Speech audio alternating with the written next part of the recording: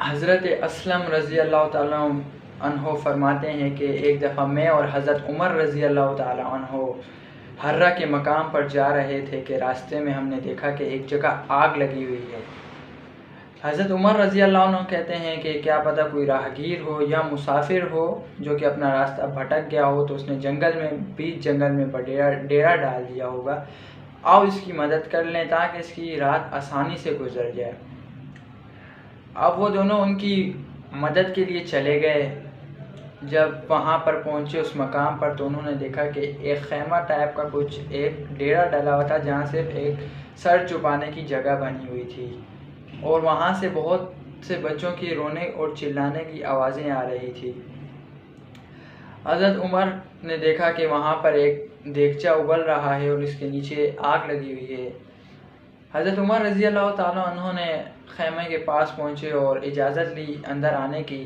جب وہ اندر گئے تو دیکھا کہ ایک عورت بیٹھی ہوئی ہے جو اپنے بچوں کو تسلی دے رہی ہے، مطلب کہ سلانے کی کوشش کر رہی ہے۔ تو حضرت عمر رضی اللہ تعالیٰ نے اس عورت سے کہا، مائی مسئلہ کیا ہے، یہ بچے کیوں رو رہے ہیں؟ تو اس مائی نے بتایا کہ یہ بچے بھوک سے رو رہے ہیں۔ حضرت عمر نے کہا تو اس دیگچے میں کیا ہے؟ اس مائی نے کہا کہ اس دیگچے میں ابلا ہوا پانی میں نے رکھا ہوا ہے کہ جو ابل رہا ہے تاکہ ان بچوں کو تسلی ہو رہی ہے، اور اس تسلی کے بہانے کے یہ بچے اس میں سو جائیں، ان کو کسی طرح نیند آ جائے، اس تسلی کے کھانا بن رہا ہے۔ حضرت عمر رضی اللہ عنہ یہ بات سن کر ان کی آنکھوں میں آنسو آ گئے اور وہ رونے لگے۔ تو اس مائی نے کہا کہ حضرت عمر رضی اللہ عنہ جو کہ خلیفہ راشدین ہیں، انہیں ہماری فکر ہی نہیں ہے۔ حضرت عمر رضی اللہ تعالیٰ عنہ نے دل میں کہا کہ قسم سے مجھے اس بارے میں کوئی علم ہی نہیں تھا۔ اب جب کہ ان نے یہ بات سن لی تو حضرت عمر رضی اللہ عنہ حضرت اسلم رضی اللہ تعالیٰ عنہ کو لے کر چلے گئے اس مقام سے، اور جا کر فوراً ایک بوری لی، اس میں مال میں سے کچھ کھجوریں، چربی کا کچھ حصہ اور آٹا سوا سے لیا، اور اس بوری کو بھر دیا اور حضرت اسلم سے کہا کہ اس کو میرے کندھے پر رکھ دو۔ حضرت اسلم نے کہا کہ نہیں، اس کو میں اٹھا دیتا ہوں۔ حضرت عمر نے کہا نہیں، اس کو تم میرے کندھے پہ رکھ دو۔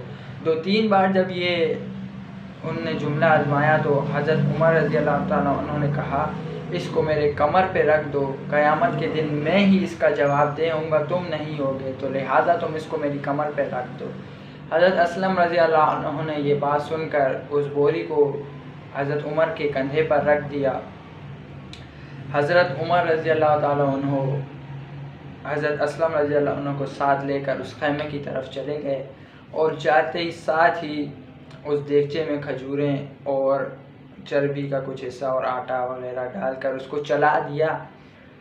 حضرت اسلم رضی اللہ تعالیٰ عنہ فرماتے ہیں کہ میرے صحابہ کی داڑھی سے دھواں بھی آ رہا تھا، داڑھی مبارک سے دھواں آ رہا تھا کہ وہ اس طرح اس کھانے پکانے میں مشغول ہو گئے کہ انہیں اپنی فکر ہی نہیں تھی۔ اب جب کہ کھانا تیار ہو گیا تو انہوں نے سب بچوں کو کھلا دیا، اور بچے کھا پی کر خوش ہو کر مسکرانے لگے۔ تو وہ بیوی کہتی ہے جو بچوں کی ماں تھی کہ اے اللہ کے بندے، عمر رضی اللہ تعالی عنہ کی جگہ تجھے خلیفہ بنانا چاہیے تھا، تجھے ہماری اتنی فکر ہوئی، تجھے ہی خلیفہ بنانا چاہیے تھا۔ عمر رضی اللہ تعالیٰ عنہ فرماتے ہیں کہ مائی، اگر تو خلیفہ کے پاس گئی تو میرے کو وہاں پر پائے گی۔ اور یہ بات کہہ کر وہ وہاں پر جانے لگے، لیکن جانے سے پہلے وہ کچھ دیر وہیں پر بیٹھ گئے۔ بیٹھنے کے بعد پھر کھڑے ہوئے اور چل گئے اپنے راستے کے لیے، اور حضرت اسلم رضی اللہ تعالیٰ عنہ سے فرماتے ہیں کہ میں اس لیے بیٹھا تھا کہ جب میں آیا تھا تو یہ بچے رو رہے تھے، اب میں چاہ رہا تھا کہ ان کو مسکراتے ہوئے بھی دیکھ جاؤں۔